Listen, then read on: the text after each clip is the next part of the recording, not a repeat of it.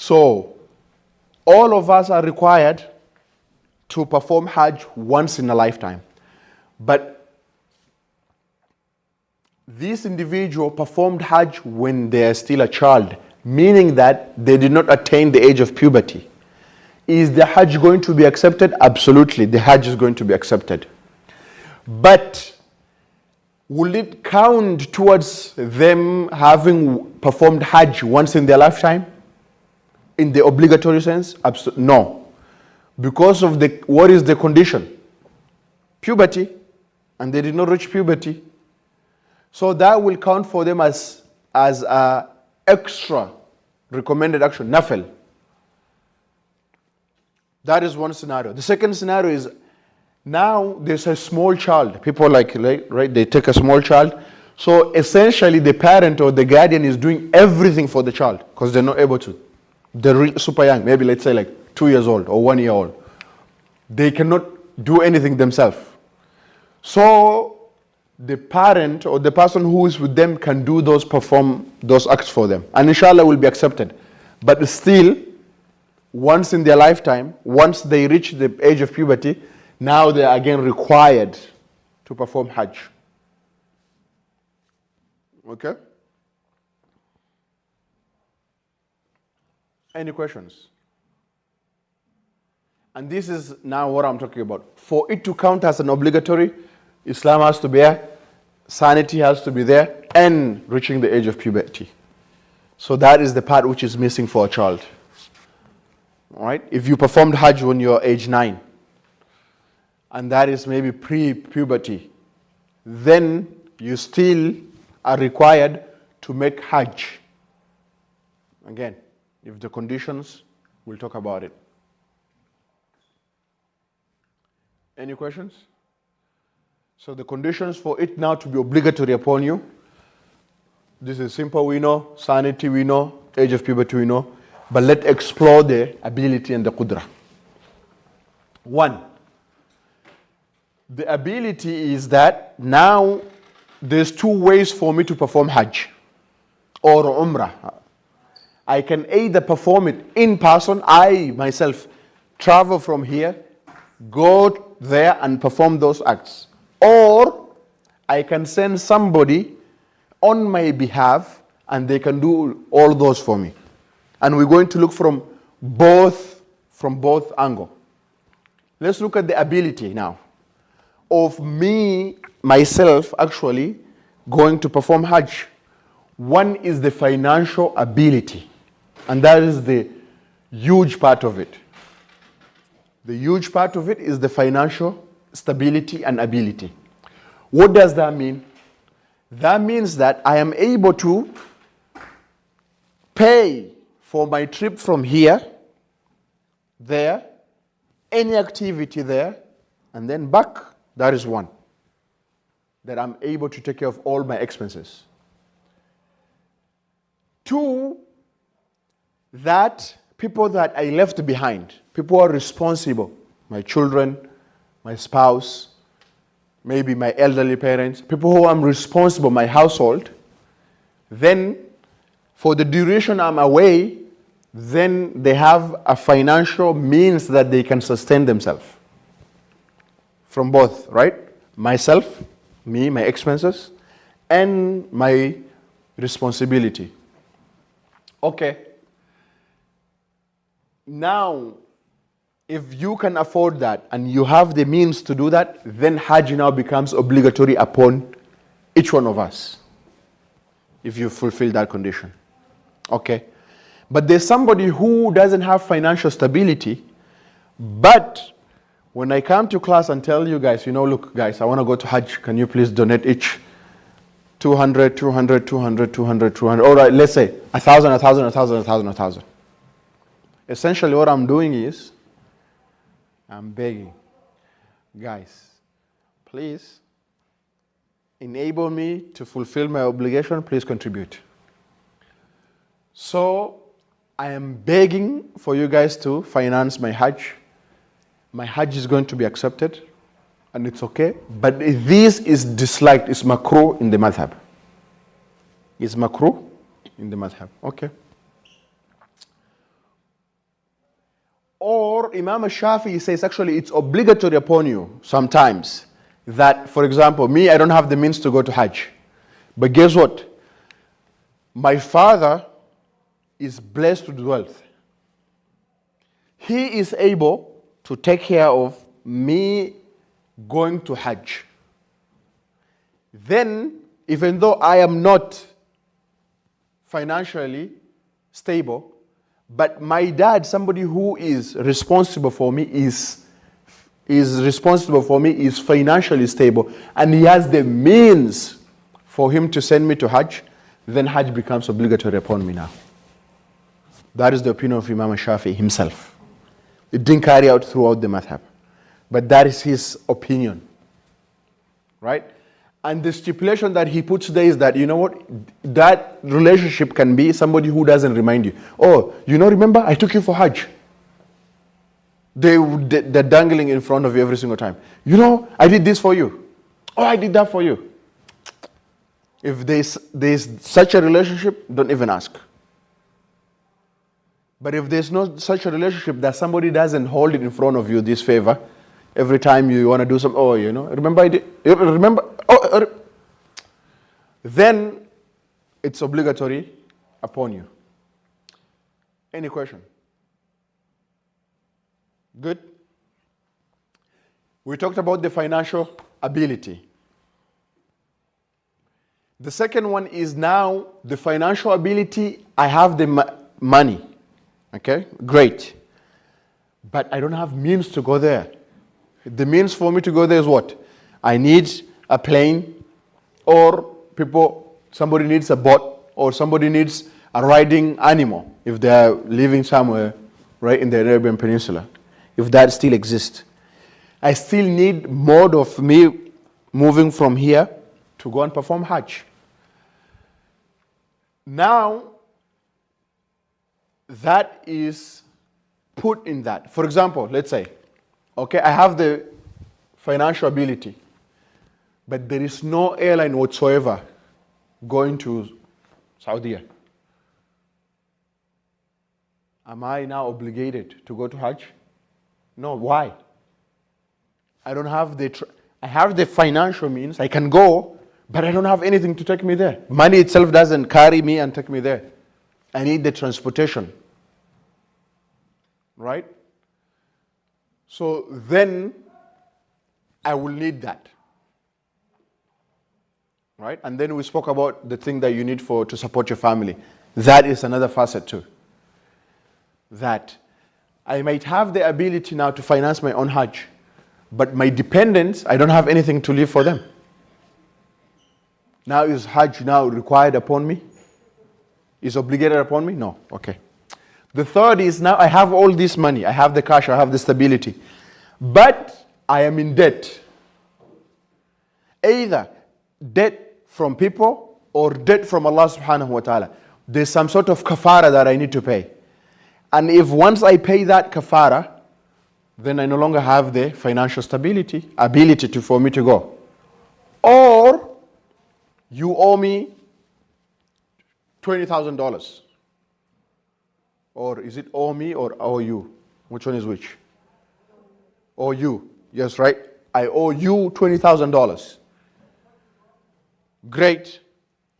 My Hajj package, they told me is 18,000. Wow, I have the cash, but you're like, okay, yeah, give me my money. I no longer have the means to pay. So am I now obligated to go? Alhamdulillah. Hopefully the person will be generous with me and they're like, okay, khair. All that can be there now. So we talked about I have the financial stability, I have the means and all these things. But the way there is not safe. The way there is not safe. Am I obligated to perform Hajj? Nope. The other one is health. I don't have the physical ability. I have the wealth. I have the means. Saudi airline, I can book first class. MashaAllah, Allah Mubarak. The route today is extremely safe. But guess what? There is health impediment that is not going to help enable you to go there. Now, is Hajj obligated upon this individual? Nope. May Allah subhanahu wa ta'ala grant us all good health. Ameen. And this other one is the ability to set forth for Hajj in time to perform it. For example, all right, so nowadays we have to go through a lot of process. You have to get the visa and all these things, okay? Hajj starts tomorrow. I'm still here. They just approved my visa today. Am I able to make it? I'm not able to. It starts tomorrow. Tomorrow is Arafah. And Arafah is this integral pillar. Okay? Saudi Airline leaves here at what? It departs here at 12 p.m. Right? Saudi. Anyone take Saudi recently? I think at 12 p.m. from the IAD. There's a 12. Yeah. If my memory serves me right. So at 12 p.m. Okay. The next flight I'm able to board at this moment, they just approved my visa as well. Tomorrow. And people tomorrow in Arafah. Is there a way for me to actually make it to that Hajj? It's not, now at that moment it's not obligated upon me. But I have to still perform it once in my lifetime. Any questions? Quick question. Yes. Why is the financial stability, why'd you put under transportation, the one regarding the debt? The financial stability? Because it's two-facet.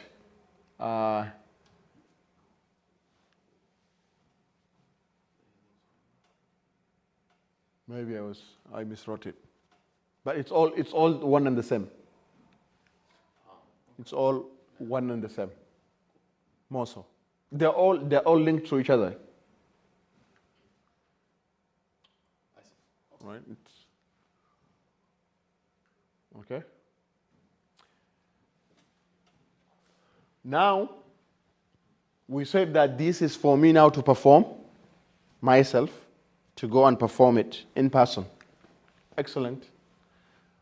These 5 applies to all of us. If I check, Hajj is obligated upon me. But now there's some now is only specific and exclusive to our sisters. 1, a woman should not be in her iddah period during the time of travel for Hajj. Iddah, either she's a widower or she has been divorced. Both. Provided she's in her iddah, then she cannot go to Hajj. Iddah for when her husband passes away. Widower is how long? 4 months, 10 days. 4 months, 10 days. Iddah for when she is divorced is how many? Technically 3 lunar months, but it's 3 period of purity. Right after she gets her menses clean, menses clean, menses clean. 1, 2, 3. Or the Hanafis is the actual menstruation. 1, 2, 3. So either of the situation that she is in, may Allah Ta'ala protect us, then she is not. This is simple.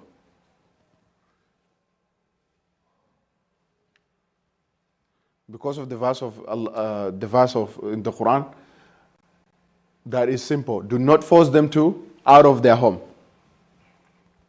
لا تخرجوهن من بيوتهن ولا تخرجن. Nor should they leave their house. The verse is clear. So when they're in that state, that they should not leave their homes, Allah Ta'ala says. So now we're saying if you are in this state, Allah Ta'ala protect us, then now you cannot go for Hajj. Simple. This is a very unique case. And may Allah Ta'ala grants our husbands long life, and may Allah subhanahu wa ta'ala protect our marriage. Ameen. Now, the other thing is now the issue of mahram. Remember now, this is the big issue. Oh yeah, you cannot go to Hajj unless, or you cannot go to Umrah unless you have a mahram. We've had that a lot, right, sisters? Great. So let's us explore that. A woman, one must be accompanied regardless. Now we're not talking about this. Regardless, a woman must be accompanied by either her husband or a mahram. That is the first place now, right? If she has a husband, she must be accompanied by a husband or a mahram. Who is a mahram? Why did I put husband or a mahram? People confuse the husband to be a mahram. A husband is not a mahram of the wife, right? Mahram is anyone who is non-marriageable. You're not able to marry them. Okay, sibling, like that. Okay. Both siblings through bloodline or through cycling. That is, or some people now will take this and run with it, right? Or they have to be accompanied by 2 or more trustworthy women whom she feels safe with, right? For example, you want to go to Hajj. 1, 2 right there. Right? We ask you, do you feel safe with them? You say yes. Yeah? Great. And are they trustworthy? Absolutely, I trust them. Alhamdulillah. So they can go together. Or nowadays, if you're going for Umrah or Hajj, who are you going with? Group from my masjid, group of my friends. Oh, I know Sheikh so and so, he's taking a group. You already fulfilled it.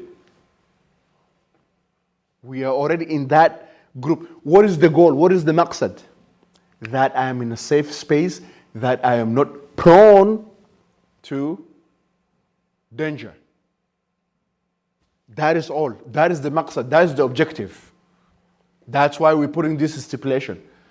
If that maqsad is no longer there, there's no longer danger, there is safety. Is there any issue for me to tell you, no, you can go for Hajj, or you can go for Umrah? Now it becomes abusive. That now you coming between an individual and their Lord and their Creator. Now you're becoming that barrier, not that impediment. Oh, you can't go. Allah musta'an. Right? But modern day travel, nowadays, this should never be in any discussion for today. It can be in a way because people nowadays, you can get a visiting visa, you can go there. We'll ask you, is there safety? When you go there, is there anything harm that is going to happen to you? Open for discussion. But that is for me to go and perform Hajj in person. The 5 for all, the 2 exclusive to the sisters. Any questions? We already know all this. It's just a revision for us. Great. Now we said there's 2 ways that I can perform it. Either I go myself or I send you on my behalf. Right? So when can I send you? Is it just when I'm like, look, I have all the things, I can fulfill all those, but you know what? I'm healthy, everything, but I don't want to go in 15-hour flight. It's too long, man. Go through all that hassle and bustle of, no, you go do it for me. Is that valid? When can I make somebody? When one has the financial ability to perform Hajj. Remember, he checks all the boxes. Except now, they have an inability of what? Either physical inability, i.e., they are not healthy. Right? They are extremely old. Almost bedridden. Then at that moment, he is obligated or she is obligated to send somebody to perform Hajj for them. Why? Because they meet all the requirement. Financial stability is there. The main thing is the financial stability. But because of their physical health, They are not able to go. So what happens? Now at that moment, that individual is obligated for them to go and perform, for them to pay somebody to perform for them. So I will say, you know what? Look, go and perform. Great, that's one. Another one is an individual has no financial ability. Remember when we said the father, son? The father and the son? Now this is opposite, right? The father does not have the financial ability, but he has the physical strength for him to go and perform Hajj. But he knows that my son has the ability to finance my Hajj for me. He has the ability, mashallah. Not only that, but he's always, how do I put it? Bari, how you say Bari? Ananisikiza sana. How do you? He's dutiful to his parents, to his anything his father says. His father says A, he will do A. His father says B, he will do B. Obedient son, right? So at that moment now, the father or the mother, Hajj is incumbent upon them, right? It's incumbent upon them.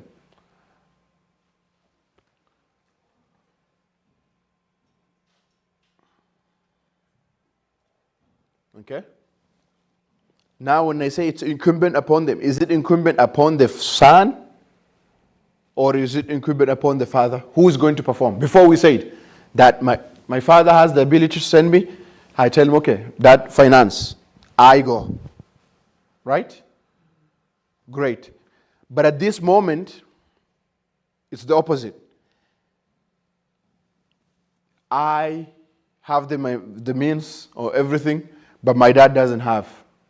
I can either send him or I can do it for him. You see? Understood? Everyone followed me? I think people lost me. Is it only father and son? Or, I mean... I'm talking about any relationship that somebody who loves you so much that they can pay $20,000 for you. Whoever your relationship that you have with that individual, that can be a husband and wife, that can be a father and a son. I'm just using that as an example, as a sample. That can be a best friend. Right? A best friend loves you so much that if you tell him, yeah, Habibi, buy me gold, he will buy you gold. You tell him jump, he will say how high. There's people who, mashallah, their friendship is really strong. Lillah, inshallah. Right? That they can do anything for their other friend. Then, bi'idhnillah. We have the hadith. O Messenger of Allah, my father is an old man who cannot perform Hajj or Umrah, nor can he travel. What did the Prophet ﷺ advise him? Perform Hajj and Umrah on behalf of your father. Even though his father is what? Alive, living, there.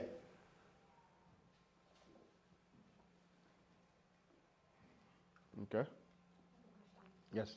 So, like, can you perform someone else's obligation for Hajj before your own? Great question, mashallah. Excellent question. So the question is, can I perform somebody else's Hajj if myself did not perform? For the Shafi'is, we say, when I go do that, guess who it counts for? For example, I am going to perform Hajj for you, right? And I did not do Hajj. Guess who it will count for? Me. Jazakallah khair. Allah bless you. Shukran. MashaAllah. Next year, send me, that will count for you. That's Shafi'i. But I think there's a madhab that says it will count for you. I don't know which one. I don't want to be incorrect. But there's a madhab that says.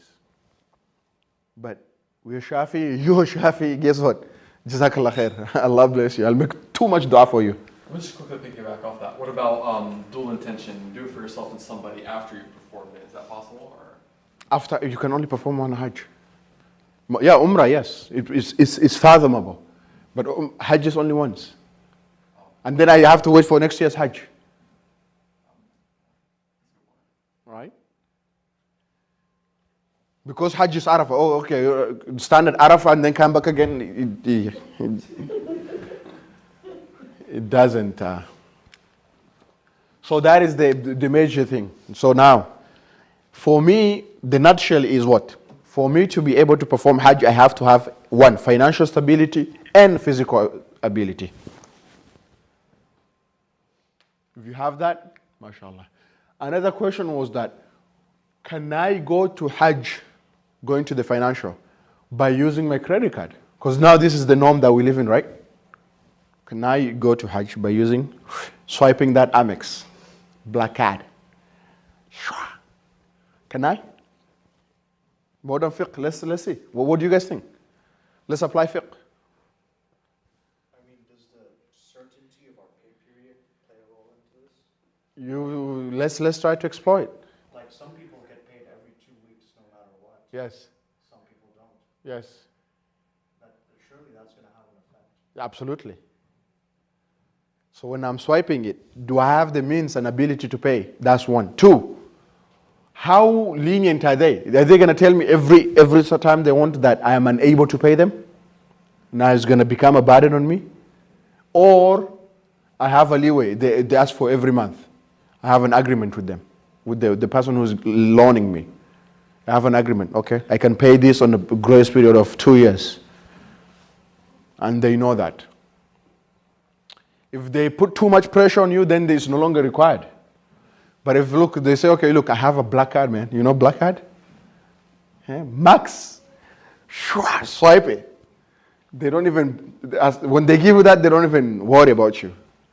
At that moment, Hajj is must upon you, and I will say, even taking me in a way. Now let's look at the pillars of Hajj. Remember now when we said a pillar is a rukun. If you miss it, is your Hajj valid? Great. Ihram. Ihram is a state that I get into. So now when I'm in this state, I have to make intention that I'm getting into this. Either I will do Hajj alone, what we call ifrad, and do Umrah.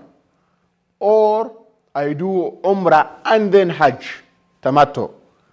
Or I do both, Qiran, right? So when I mentioned that order in the Shafi'i school, the best ifrad, Hajj first, Umrah.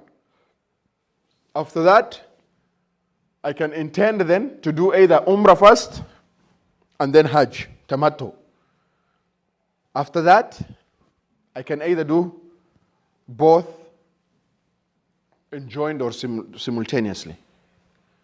That's the order of success. So I have to intend for that now when I'm getting into that state.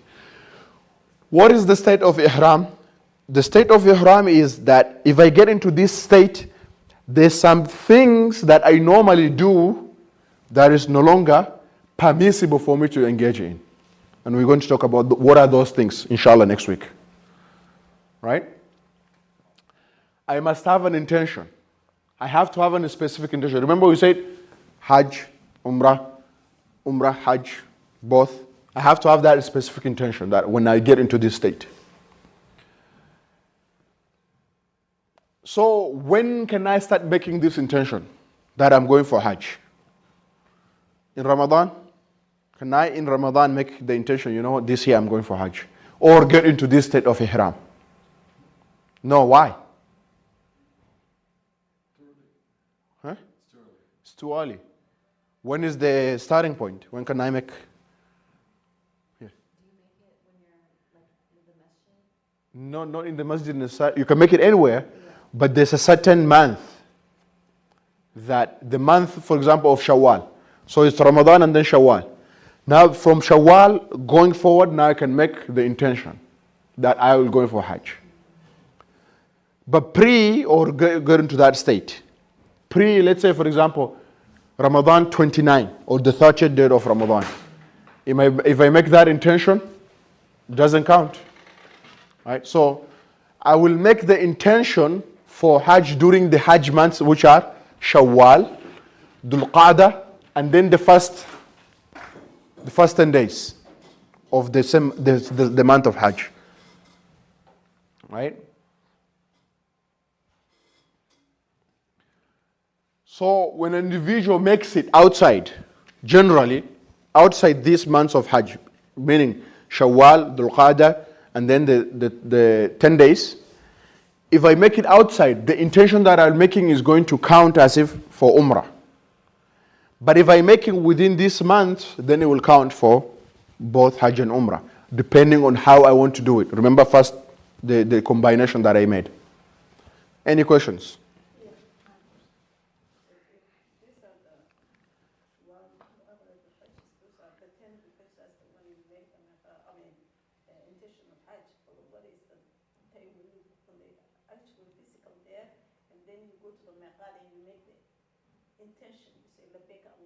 Yeah, that one we're going to talk about. We're going to talk about next week. Of this intention, can I make this intention, not saying that going to Mecca and just going to the Haram and making, intention for those months? I make the intention, but I don't have to go to the No, that's different. When I go to Miqat, now I'm going to put on my, ihram. Right, so that's a little bit different. Now it's recommended for me, remember we spoke about this before, we tackled this issue, at-talaffuz. Now it's recommended for me to pronounce the intention. We already spoke about this. Okay? It's not bid'ah. It's actually recommended in the Shafi'i school. Now, for example, I am new to Hajj, I don't know what to do, but I have a leader. Right? For example, let's say we went to Hajj with Sheikh Farhan. Sheikh Farhan was doing some stuff. I don't know what he's doing. I mimic him. Is what I'm mimicking him valid for me? Yes. I can follow someone else's ihram. Right? I can follow someone else's ihram. What are the conditions? They have good akhlaq, and mashallah, they know they have ilm. Right? So those are the two conditions. If that, I can follow them. Right? So, and then we have the hadith. Now, anytime that I go to Mecca, I am required to be in that state. For example, I said here, if one wants to enter Mecca and they are not a frequent, they are not a frequent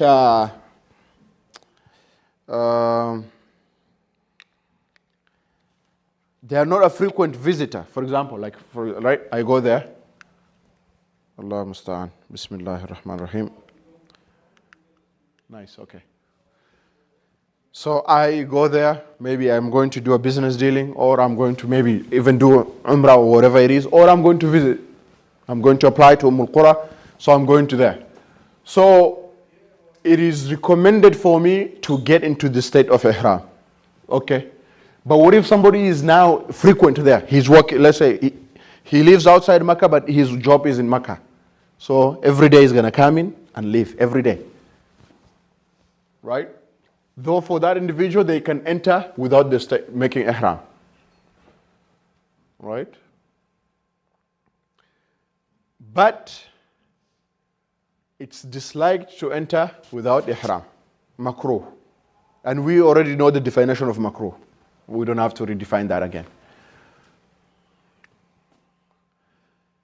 Now, an individual is going there for a sole purpose. For example, he's going to fight. I don't know how that is going to have a modern connotation. Right? Or is going there, but they have a fear. For example, I have a fear they spoke bad about the government, for example. Once they go there, they know that they will be hidden. Right? Then at that moment, they cannot get into the state of Ihram because they don't know if they will perform Umrah or Hajj They don't know. So they cannot enter into that state. And what is the shahid? What is the evidence for this? When the Prophet ﷺ went to do Fath Makkah. Okay, fiqh. Any questions so far? Everyone is following me? Great. Standing at Arafah. For the first thing we said is ihram. We have to be time. We have 10 minutes. The first thing is you say ihram. The second thing is standing at Arafah. This is extremely essential. The Prophet ﷺ said, Al-Hajju Arafah. That Hajj is Arafah. If I miss standing on Arafah, I missed everything. So what are the boundaries of Arafah? So the boundaries of Arafah, so is the Jabal, the mountain of Arafah itself, and then all these demarcations, except this mosque, Masjid al-Namira. This mosque is not part of Arafah, but all these boundaries. The good thing is if you go there now, it's marked, so you know. What is the time frame for me to be in that? I can literally go, stand for a second, counts for me and I'm out. Provided I'm in the boundary. Let's say the boundary is this line here. Right? So I go there, mashallah, stand. But it defeats its purpose, right? I mean, we want to stand there, make my dua, implore Allah subhanahu wa ta'ala, right? But I'm out. The obligation is met. Okay? When can I now start standing here? When can I start standing here? Begins just after the zawal of the day of Arafah. Remember the zawal. What does that signify now? With zawal. After the zawal is what? What time is this? People of fiqh. Huh? Huh? When the sun passes, The zenith, right? The sun passes the zenith. What time is that? The time of dhuhr, yes. Ahsant. It's the time of dhuhr. Dhuhr starts once the sun moves to the zenith. So from the time of dhuhr, on the day of Arafah, and it continues until the break of dawn. Right? Until what? Fajr comes out on the next day, the day that we, mashallah, Eid, the day of Eid, for us, right? Until that day. So I have a good, how many hours? You can calculate that. So anytime. So for example, if I go before that, did my standing count? no.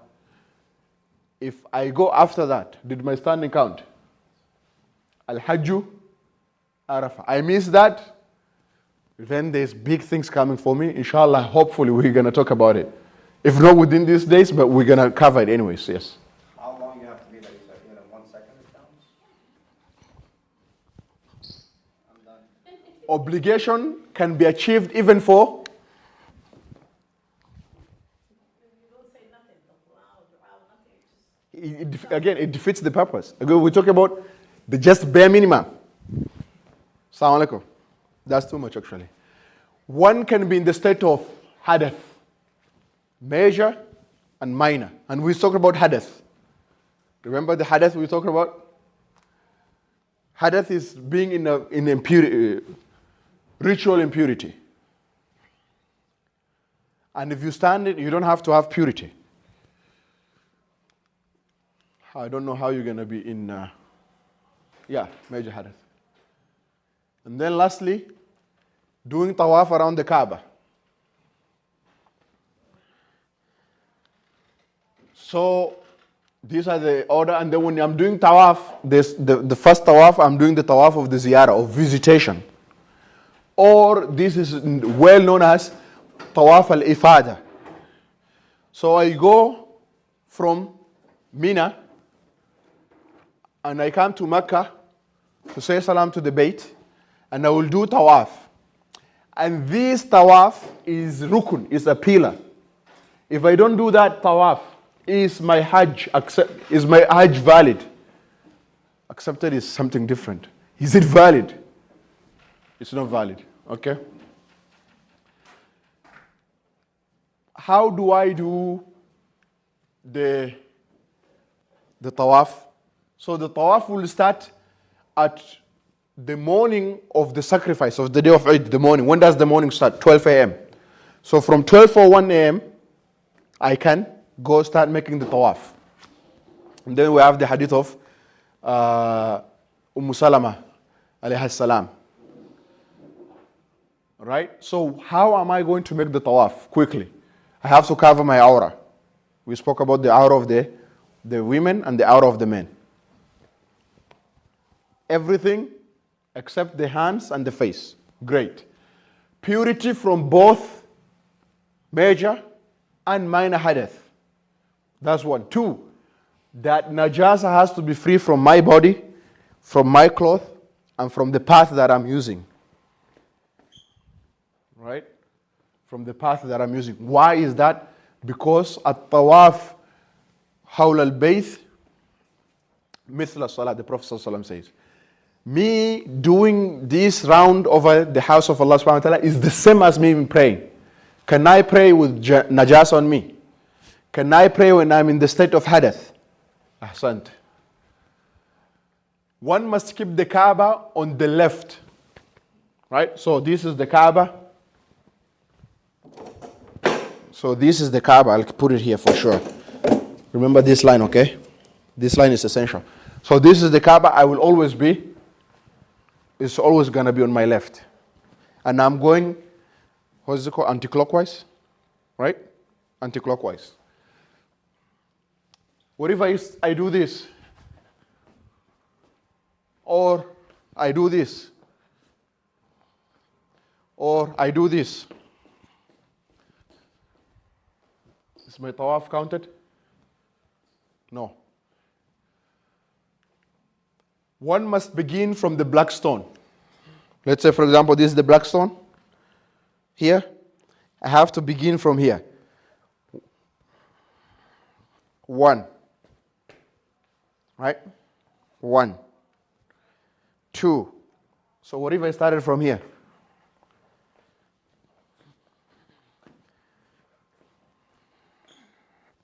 How many tawaf have I done now, for example? 2. Huh? I've done 2? I've done 1. Because I started from here. 1, I went around 2. May you got dizzy with me too. I got dizzy too. Wow. Huh? I went 2 times, but 1 I started from here. So only the second full one counted. 7 rounds. I have to do 1, 2, 3, 4, 7. Tawaf must take place within Masjid al-Haram. And Masjid al-Haram is big, it's demarked. And I can do tawaf from higher than the Kaaba, provided I'm going around. So if Allah Ta'ala blesses me, it's a lot of people, man. Guess what? Helicopter. Nice. Allah Ta'ala bless me like that. And bless all of us. I will come down and do it, inshallah. I want humbleness at that moment. You want tawadu. You're in front of the Bayt of Allah subhanahu wa ta'ala. But if you want to cruise in the air, ahlan wa sahlan. Huh? I don't know if they allow that.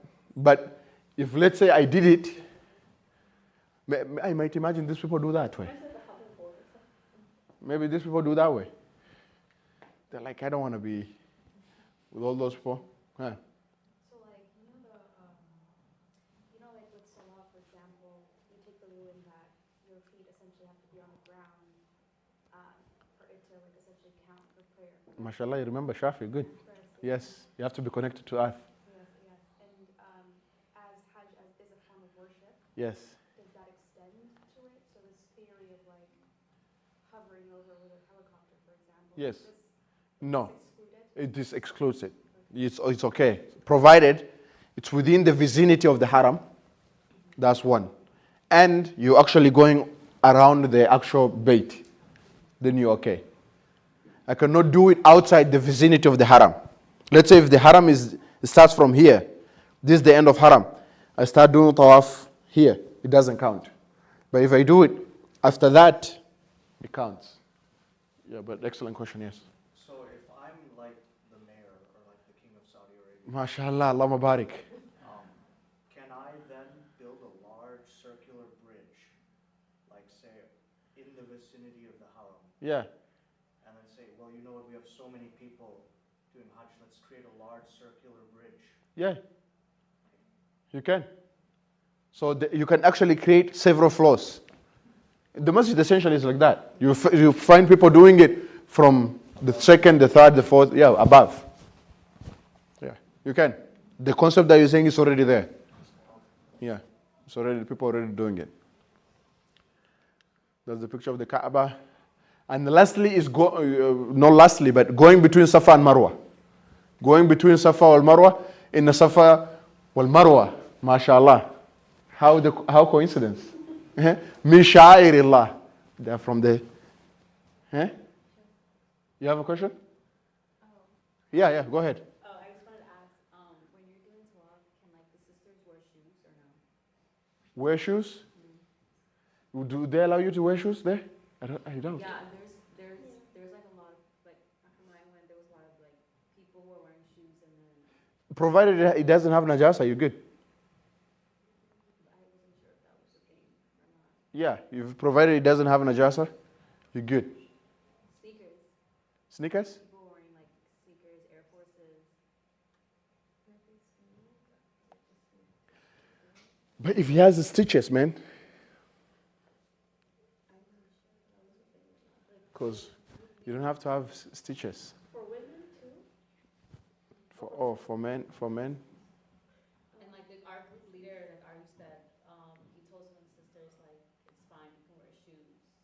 I see for sisters, okay, but for us, men, Yeah, for men no. He said no. yeah, with stitches, it'll be tough. Yeah.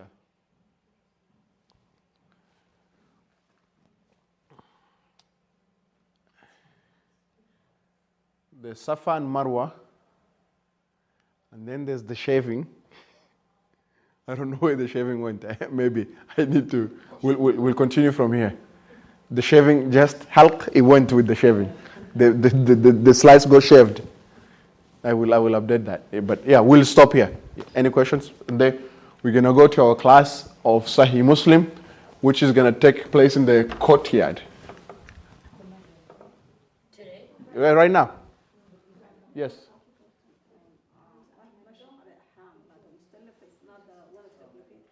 Huh? Yes, Muzdalifah. No obligation, yes, it's not a pillar.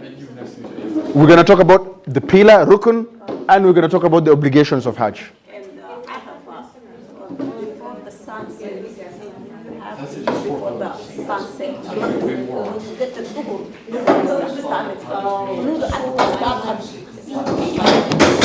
It starts at Dhuhr. Yes, Up to, you have until the next morning. some people leave before Maghrib, before the Yes. sunset. So that they want to go reach Mina quickly. There's no problem if you stay there. No, there's no problem. There's no problem. It's just a logistical issue. Because it's a logistical issue. So you want to go catch Mina, then from there you want to go to make the Tawaf al-Ifada. Well, if you stay, it's okay. Yeah, you can stay up to... You say that someone else can make the ihram. Yeah. You can copy somebody else. You can copy somebody else. For example,